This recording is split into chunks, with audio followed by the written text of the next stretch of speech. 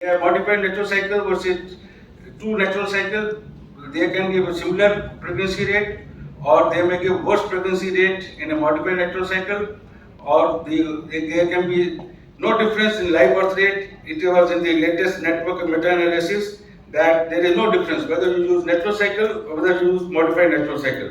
You have the same pregnancy rate and live birth rate. Stimulated frozen embryo transfer rationale is that it improves the subtle defect in follicogenesis and better endometrial milieu for embryo implantation. And this is how we give stimulated cycle. We can either give letrozole or clomiphene or gonadotropin. And you administer HCG when the dominant follicle is 70 millimeter and endometrial thickness is more than 7 millimeter. What is your choice of anovulatory patient? Whether you want to give mild ovarian stimulation cycle using aromatase inhibitor, clomiphene or FSS, or you want to give HRT cycle. The Cochrane data says that there is a higher frequency rate with a pooled mild ovarian stimulation when you are using letrozole. Similarly, the network meta-analysis also says the high live birth rate with the mild ovarian stimulation using FHS, and the other says the mild ovarian stimulation using letrozole is also high live birth rate, but it is a low quality evidence. So basically, whether you are using mild ovarian stimulation, that is always better than using a HRT cycle. The hormone replacement cycle, the FAT cycle, which is most commonly used by most of us, this is how it is given. You start with estrogen. Once the endometrium mode is 8 millimeter, you add progesterone. Then, according to the date of embryo available, you do the embryo transfer. What advantage is cycle programming is better, greater control, and it is suitable for anovulatory, premature ovarian failure, age more than 40 years, less frequent monitoring. That's important. When you doing HRT cycle, it means less frequent monitoring and low cycle cancellation rate. And HRT best suited in patients with irregular menstrual cycle. Estrogen supplementation can be both natural and synthetic, and available estrogen formulation can be either oral, transdermal, injectable, vaginal.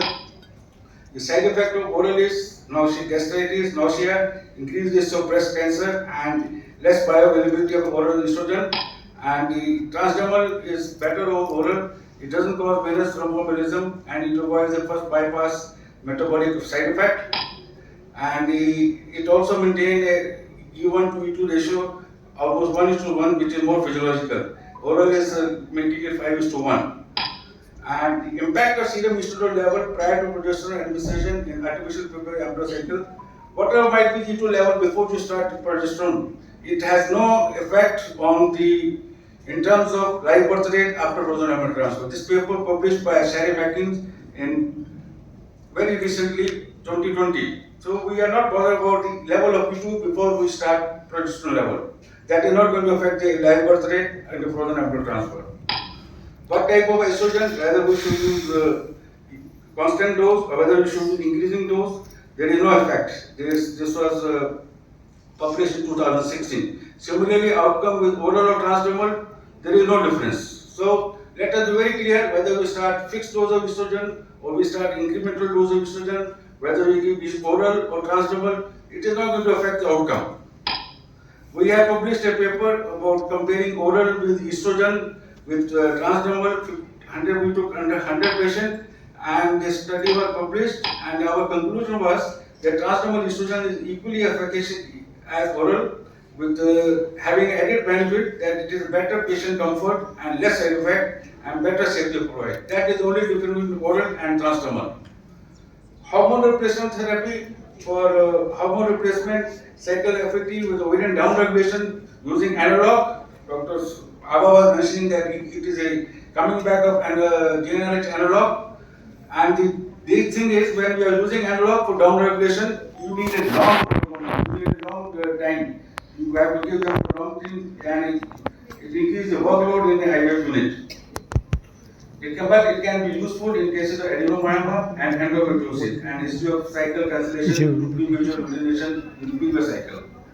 But you need a long preparation, and ovarian downregulation can be commenced in the previous cycle using daily injection or intranasal GnRH agonist. There was a publication whether the success rate of using GnRH analog is better or no. The success rate, the cost, the cycle cancellation rate, This was published in Cochrane in 2020. It is a comparable clinical pregnancy rate, 8 randomized controlled trial. Only in one randomized controlled trial found a high live birth rate, that was in 2004. But here also, when we are using agonist as a for down regulation, there is a possibility of having a little higher live birth rate. The timing of frozen embryo transfer. You have prepared the endometrium. Now you want to transfer. Which day you should do? Like I mentioned, when you are doing fresh embryo transfer, you give a trigger, and according to the day of embryo, you do if it's day 3 embryo, you have to give 4 days of progesterone, then transfer. When you are doing HRT cycle, which is most common cycle which we are using, the day you start progesterone, that is day 0, you count it and you give for 4 days of progesterone, then you do transfer the day 3 of embryo. When you are doing a true natural cycle, that is a natural cycle, the ovulation is being triggered by the LH surge which is happening. You calculate when the ovulation LH surge happened, then transfer the day 3 embryo of LH plus 4 days.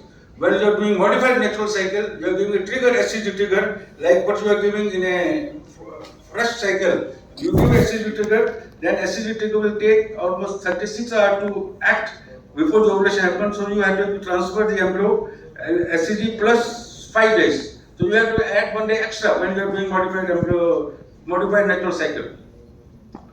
The Cochrane reports 31 RCTs, 5,426 patients were included. Natural versus program cycle, there is uncertain of effect of natural cycle on live birth rate. Transdermal versus oral, no difference. Among difference agonists, there is very few low quality